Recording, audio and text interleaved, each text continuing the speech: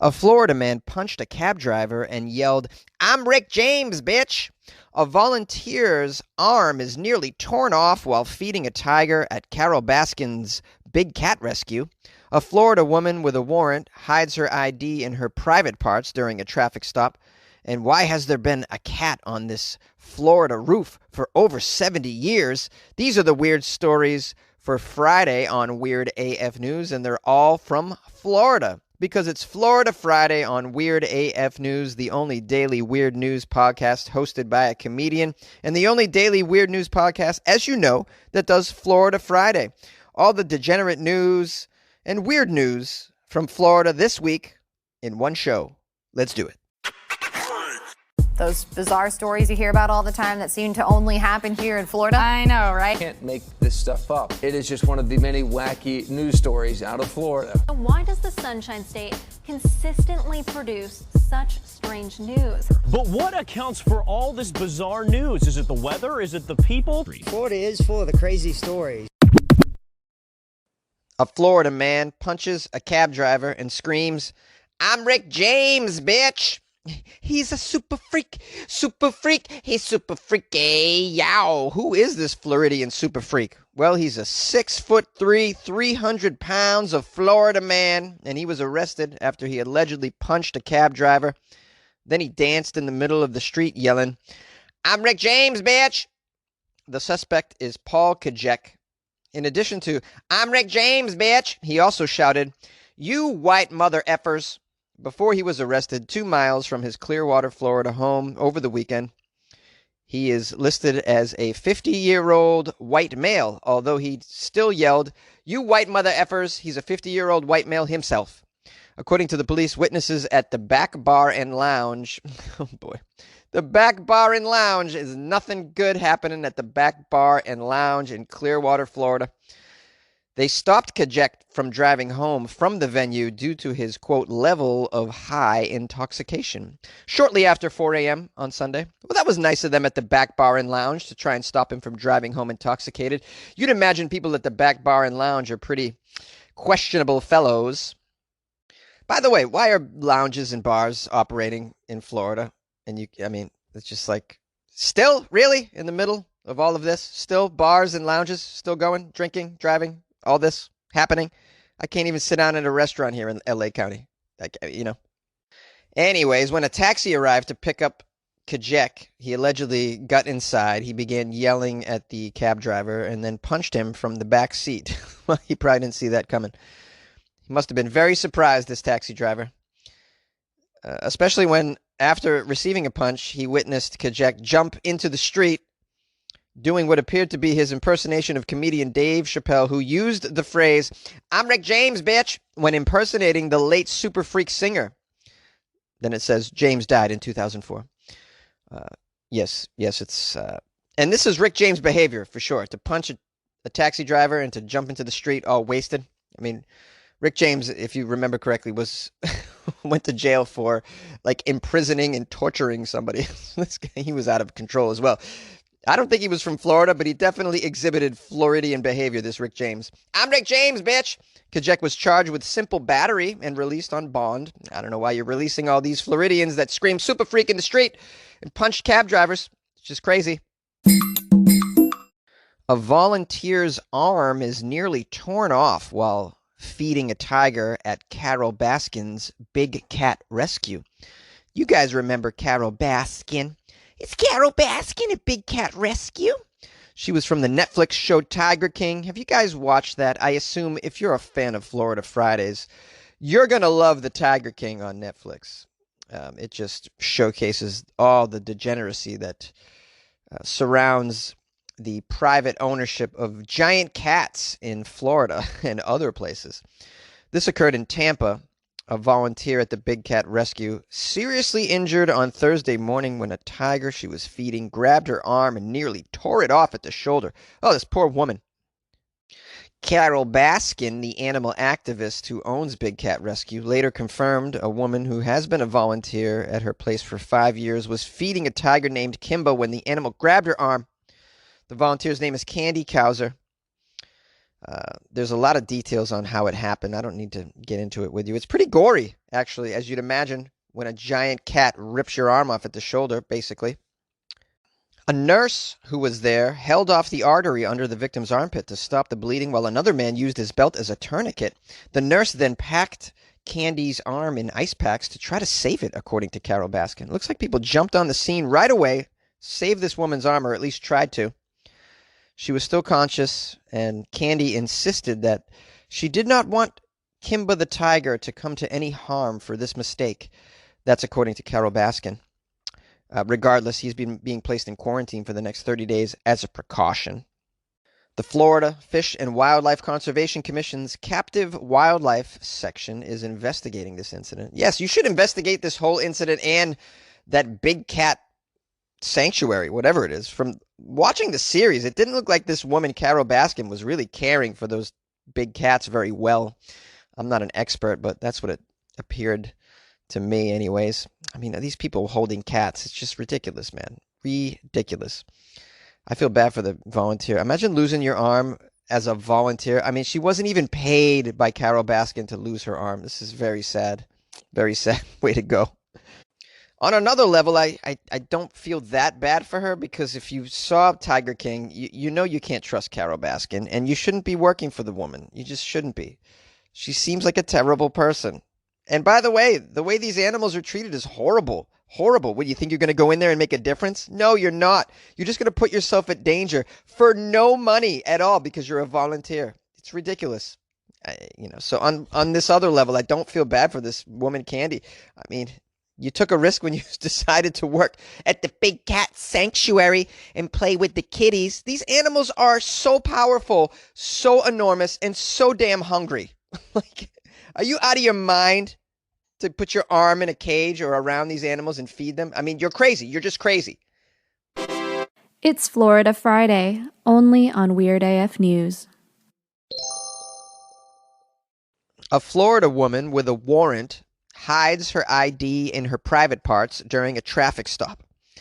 A Miami lady was arrested over the weekend after she was riding in a vehicle that was pulled over in connection with a hit and run. She was the passenger in this vehicle that was connected to the hit and run.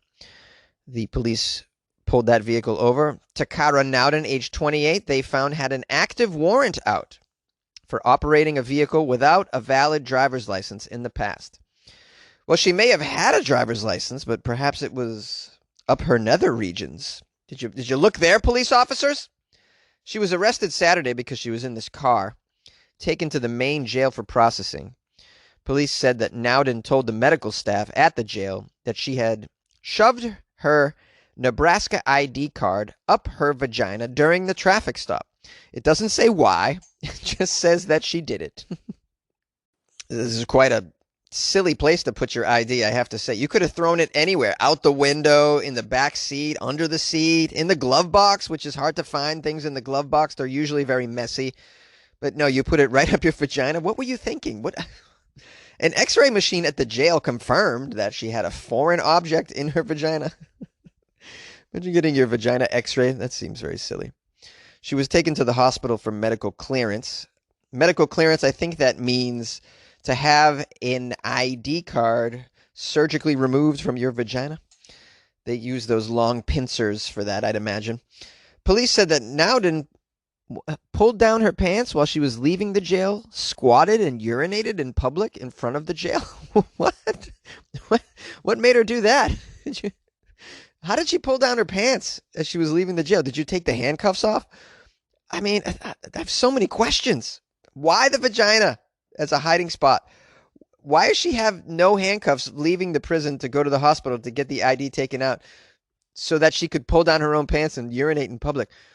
Why did you not let her use the bathroom in the prison? I'm wondering as well. Or did you? And this was her protest, her urinating protest. She was taken to Memorial Regional Hospital and then taken back to jail. Nowden faces charges from the warrant as well as an additional charge of indecent exposure in public, I assume for the urination. Strange woman. She just likes to get her vagina involved in everything, it seems like. You like podcasts? You're listening to my podcast. Maybe you thought to yourself, I'd like to make a podcast. Too difficult? No, not with Anchor. Anchor has free creation tools that allow you to record and edit your podcast from your phone or your computer. Anchor distributes your podcast to Apple, Spotify, Stitcher, and more. They have advertising integration, so you can even make a little money off your podcast. Everything you need to make a podcast in one place. Download the free Anchor app or go to anchor.fm to get started. And good luck with your podcast. Good luck with your creation. Good luck with your life, man. Why has there been a cat on top of a Tampa roof for 70 years? This cat has been an object of fascination and joy for many generations of Floridians. Jennifer Reitzman, now 43 years old, remembers seeing the cat en route to her grandmother's house in the early 80s. Her mom would point it out every time they passed, and now she does the same thing with her own boys, ages 3 and 7. The cat is white, ceramic, and vaguely terrified looking. It appears to claw its way toward the peak of the roof at Adams and Jennings Funeral Home on North Nebraska Avenue, as it has for 7 decades. This cat, this ceramic cat on the roof, very silly. I like it though, it's weird. For some, this cat is an anchor sunk in their memory. They see it now and find their way back 30 years, or maybe even 60 years, to a car ride where they're staring out the window. For Dick Granade, it is riding to Little League in the 50s. For Steve Saunders, it's the weekly drive to pick up his grandmother on the way to church in the mid-60s. For Kay Austin, it is being bused from Temple Terrace to Hillsborough High School in 1972. Austin says, "We all would look every day just to make sure the cat was still there, right up on that roof. And it's still there today." It is anchored literally to the roof of the funeral home. The paws have posts that go into the roof and are affixed with a bolt. Plus, there's a safety leash of braided stainless cable looping around one ankle, explained a guy who reattached the cat due to popular demand after it briefly disappeared in 2007. Oh, I want to hear more about that brief disappearance in 2007. Like, what ornery fella stole that cat from the roof after a night of drinking down the street at the Back Bay Bar and Lounge? What's the history here? What's the history of this ceramic cat on the roof in Florida, this weird cat? Well, there were once 2 cats on the roof, a black one and a white one. They were put there around 1948 by John Gennaro, who, with his cat-loving wife, ran an antique store and a tea room in the building that in 1962 became the funeral home. A historian says, when Gennaro and his wife sold the building in 1962, they took the black cat with them. Apparently, they put it on the roof of their house in Bradenton, Florida. Later in life, as the story goes, Gennaro could no longer live alone, and he and the black cat went to live with a relative in Maryland. There, the cat froze on the roof and shattered. They took it all the way to Maryland? These ceramic cats, putting them on roofs? How strange. But the white cat remained on the roof in Tampa, a neighborhood icon. It came down briefly in 1990 when a new roof was installed. Then in 2007, it was taken down by the owner, Stacy Adams, who had followed her father, Mike Adams, into the funeral business. She planned to retire the cat, placing it in a nice box to display indoors, but the cat fans would not allow it. "Too many people came by asking about that cat," Adams says. "People were stopping by in the middle of funerals while I'm parking cars going, 'Hey man, where's the cat?'" So Stacy had the cat cleaned up. Damage to its tail was repaired by a friend who works with ceramics, and it was once again mounted on the roof of the new Adams and Jennings building. Then they even added the cat to their logo on the website and business cards. Still, the cat has no name. It's such a weird story. I thought I would cover it. It's not as degenerate as, the usual news coming out of Florida, but very strange, very strange. Difficult to find weird news that comes out of Florida that doesn't involve drugs. Yay! Thanks again for listening to another episode of Florida Friday. I hope you enjoyed the stories. If you sent me a story, thank you. I appreciate it. You can send me stories to funnyjones@gmail.com, or you can submit them through the website, weirdafnews.com. You can call the show if you have a reaction to any of these stories, 646-450-2012. Appreciate that. I also want to remind everybody that we're still going forward with the Patreon contest as put forth by Michael from Iowa City, who is amazing. He's offered to match all the Patreon pledges at the $2 level from now, and I think for a week or so. So yeah, we've had several people join the Patreon since he's put forth this contest, and he will match your pledge at the $2 level. If you'd like to join the Patreon, it's pretty simple. You just go to patreon.com/weirdafnews or go to weirdafnews.com and you can click on the link from there. So check that out if you feel like supporting the show. It would mean a great deal. So appreciate you. If you'd also like to support the show in another way, instead of joining the Patreon, you can buy Jonesy a cup of coffee on the website as well, weirdafnews.com. That's pretty cool. Or you can also leave a review of the podcast, which is extremely helpful on either iTunes or Amazon. And that'd be great as well. I hope you all have a nice weekend. Hope you enjoyed the Florida stories. I appreciate your loyal listenership as always. Please be safe, and we'll see you on Monday.